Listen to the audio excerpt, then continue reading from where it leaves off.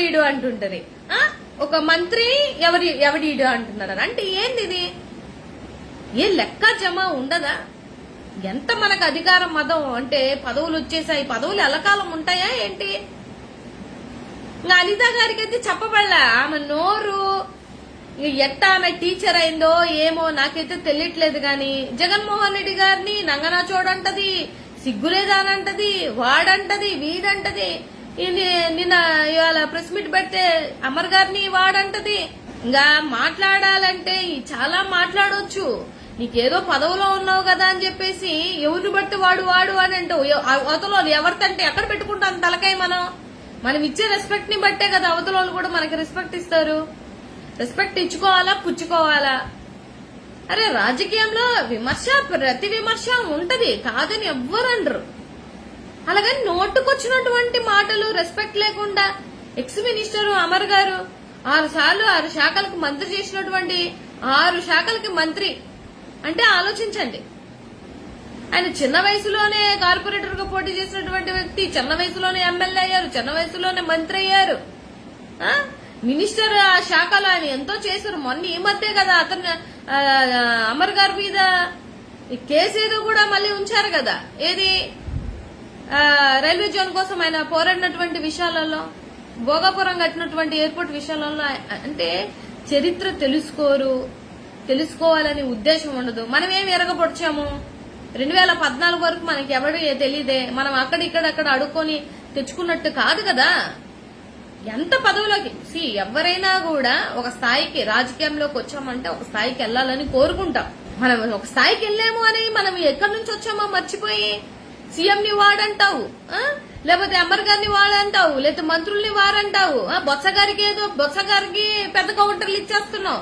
ఉత్తరాంధ్రలో నువ్వు ఉన్నావు, నువ్వు ఎక్కడి నుంచి వచ్చావు, ఎక్కడున్నావు, ఇవాళ ఎలా కౌంటర్లు ఇస్తున్నావు ఆలోచించాలి కదా. అదే పదవి నీకేమన్నా నెత్తిన కట్టారా ఏంటి? ఎవరు కట్టి పెట్టరు పదవులు. ఇవాళ పదవులు ఉన్న వాళ్ళు రేపు మాజీలు అవుతారు. అది పెద్ద విషయం ఏం కాదు. సబ్జెక్ట్ మీద అవగాహన. మీకు ఇచ్చిన శాఖ ఏంటిది? మీ శాఖ ఏంది? అనిత గారి శాఖ ఏంటిది? ఆవిడ శాఖ? తునిలో 4-5 రోజుల నుంచి చిన్న బిడ్డ తప్పిపోయి పోరాడుతున్నారు. వెళ్ళావా? పరామర్శించావా? అసలు అక్కడ ఏం జరుగుతుందో పోనీ అదన్నా తెలుసా? అంటే ఐటీ కోసం మాట్లాడుతావు. నీది ఐటీ కాదు కదా, నువ్వు ఐటీ శాఖకు మంచినటువంటి మంత్రివే. స్టీల్ కోసం నువ్వే మాట్లాడతావు. దానికి సంబంధించినటువంటి అథారిటీకి సంబంధించినటువంటి శాఖకు సంబంధించిన వాళ్ళు ఉంటారు కదా మంత్రులు. ఏంది అన్నిటికీ నువ్వేనా? కానీ నీ శాఖ మాత్రం పట్టించుకోవు. అడుగు, తప్పులేదులే, ఏదైనా అడగొచ్చు. న్యాయబద్ధంగా ఎవరైనా ఏ మాటైనా మాట్లాడొచ్చు, ఎవరినైనా క్వశ్చన్ చేయొచ్చు. నేను కాదని అన్నట్లా. కాకపోతే పిల్లలు తప్పిపోయినప్పుడు రావు, మడ్డలు జరిగినప్పుడు రావు, మానభంగాలు జరిగినప్పుడు రావు, ఒక ప్రెస్ మీట్ పెట్టవు, ఒక న్యాయం చేయవు. నీకు చేస్తానమ్మా అని ఈ 2 సంవత్సరాల్లో నేను అక్కడ ఒక భరోసా వీడియో చూడలేదు. ఇదిగో నేను ఈ ఇష్యూని ఛేదించి ఇదిగో ఇంతవరకు తీసుకొచ్చానన్న విషయం ఒక్క సబ్జెక్టు లేదు. పైపెచ్చు పాయకరావుపేటలో రీసెంట్ గానే మైనర్ బాలిక మీద జరిగినటువంటి ఇన్సిడెంట్ బయటికి రానియకుండా చూడండి. మళ్ళీ ఆ ఇష్యూని బయటికి ఎక్కడికి తెచ్చేస్తారేమో అని ఎంత తాపత్రపడ్డారో మీరు. ఆ పక్క నియోజకవర్గమే కదా తుని, మన పక్క నియోజకవర్గమే తుని. అక్కడ జరిగినటువంటి చిన్నబిడ్డ విషయం తెలుసా పోని?